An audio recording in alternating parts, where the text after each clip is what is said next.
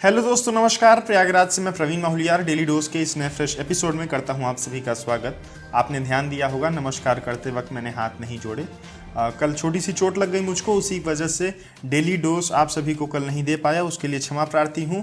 वापस से खबरों की ओर बढ़े तो कोरोना वायरस के बीते दिन 2,76,000 नए केसेस हमें हिंदुस्तान की सीमाओं के अंदर देखने को मिले, जिसमें से 3,806 लोगों ने अपनी जान गंवाई। एक दिन पहले इससे केसेस थोड़े ज़्यादा थे, डेथ के मामले में थोड़े क्या बहुत ज़्यादा थे। 2,57,00,000 लोग इस समय कोरोना वायरस से इन्फेक्टेड हो चुके हैं, जिसमें से 2,76,000 लोगों ने अपनी जान गंवाई है। 20 लाख से 21 लाख टेस्टिंग इस समय डेली चल रही है हिंदुस्तान में, और महाराष्ट्र सबसे खराब हालत में है। सेकंड नंबर पे है कर्नाटका, फिर है केरला, तमिलनाडु, उत्तर प्रदेश। कल लखनऊ में 14 लोग एक साथ एडमिट हुए सेंट जॉर्ज हॉस्पिटल में म्यूकोरमाइसिस के केसेस में, जिसको हम ब्लैक फंगस भी कहते हैं। देश में कई हॉस्पिटल में कई सारे पेशेंट की संख्या बढ़ती जा रही है, जिसके चलते सेंटर ने सभी स्टेट से रिक्वेस्ट किया है कि इसको भी एक पैंडेमिक घोषित कर दिया जाए। एपिडेमिक डिसीज एक्ट के अंदर इसको डालना उचित रहेगा। हेल्थ मिनिस्ट्री की ओर से सभी स्टेट को ऐसे नोटिस आए हैं कि सारे स्टेट रोज के डेटा प्रोवाइड करें कि कितने म्यूकोरमाइसिस के पेशेंट इस समय आ रहे हैं और क्या उनको कोरोना वायरस हुआ था पहले या फिर नहीं, की सीवियरिटी क्या है, ताकि वो सभी डिस्प्ले कर सकें इसको as a new epidemic disease. ये बड़ा खतरा है हमारे हिंदुस्तान के लिए कि कोरोना वायरस की इस वेव में एक नई बीमारी पनप रही है और समय के साथ ये बढ़ भी सकती है। कल चाइनीज गवर्नमेंट ने एक बड़ा फैसला लिया। देश के अंदर उन्होंने अपने बैन कर दिया है क्रिप्टो करेंसीज को। जितने भी फाइनेंशियल इंस्टीट्यूशंस या बैंक्स या फिर कंपनीज ट्रेड कर रहे थे in form of crypto currency या फिर क्रिप्टो करेंसी से जुड़े हुए किसी भी प्रकार के काम कर रहे थे, उन सारे काम को स्थगित कर दिया गया है। चाहे बिटकॉइन की बात करें, चाहे एथेरियम की बात करें, रिपल या डोजे कॉइन, कोई भी कॉइन अब चाइना के अंदर सर्कुलेट नहीं करेगा।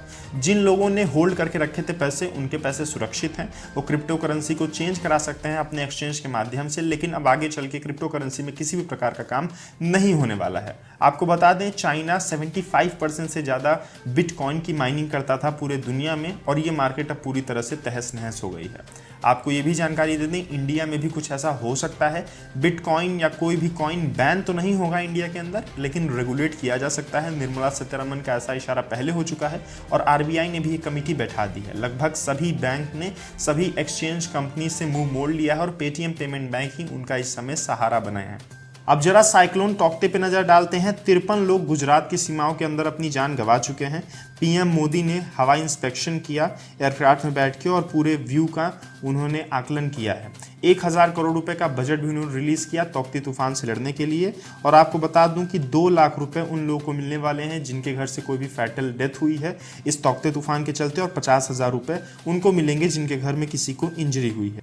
23 से ज़्यादा औरतों ने ही अपनी जान गंवा दी है। 70,000 से ज़्यादा इलेक्ट्रिक पोल उखड़े हैं, जिससे चलते पावर सेक्टर को बहुत ही ज़्यादा खामियाजा भुगतना पड़ रहा है।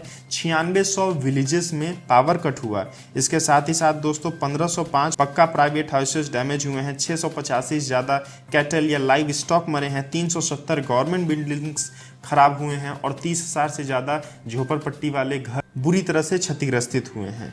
37 बॉडीज मिली हैं ऑयल बैरेज में मुंबई के पास, और बहुत सारे लोगों की मरने की भी खबर आ रही है। कोविड एडवाइजरी में एक नया पॉइंट जुड़ा है, जो एरोसोल्स हैं जो कि कैरी करेंगे कोरोना वायरस को एक पर्सन से दूसरे पर्सन के अंदर, वो 10 मीटर तक हवा में जा सकते हैं। अगर आपके कमरे के अंदर कोई कोरोना वायरस का पेशेंट बैठा है या फिर ऐसा आदमी जो कि कोरोना वायरस को कैरी कर रहा है विदाउट एनी सिम्टम, और कमरे के अंदर एसी चल रही है और हर तरफ से वेंटिलेटर, दरवाजे या खिड़की बंद हैं, तो बहुत चांसेस हैं, इनफैक्ट 99% चांसेस है कि आपको भी कोरोना वायरस हो जाएगा।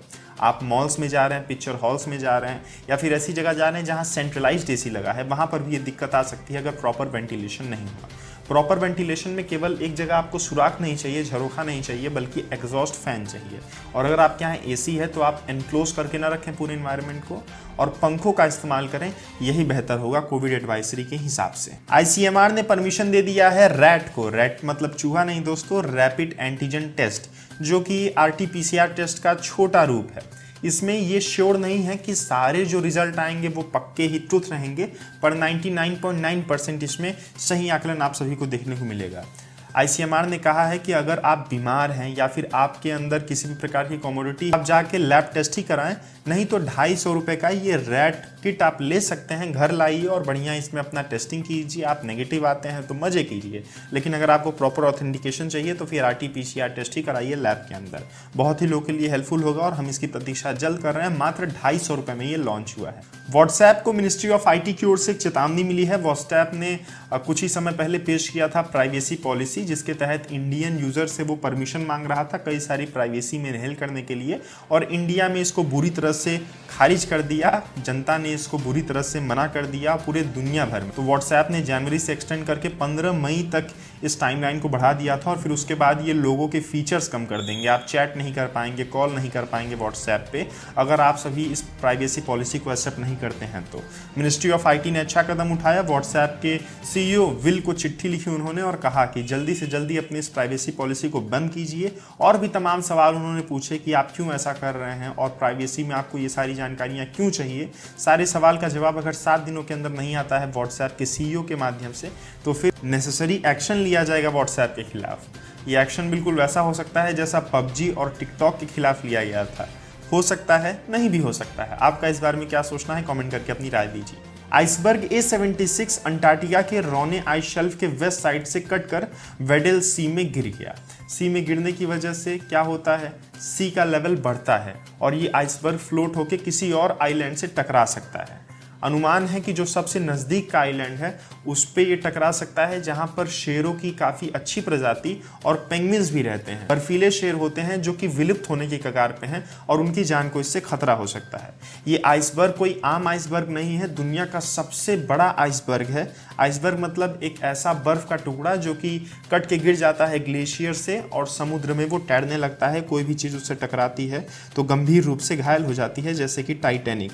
170 किलोमीटर लंबा ये आइसबर्ग है और 25 किलोमीटर चौड़ा।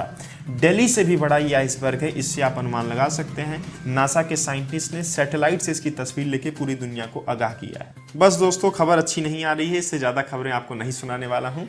रखिए अपना ख्याल। आज के लिए इतनी ही जानकारी। चैनल को सब्सक्राइब करना बिल्कुल न भूलिएगा और वीडियोस को शेयर करते रहिए।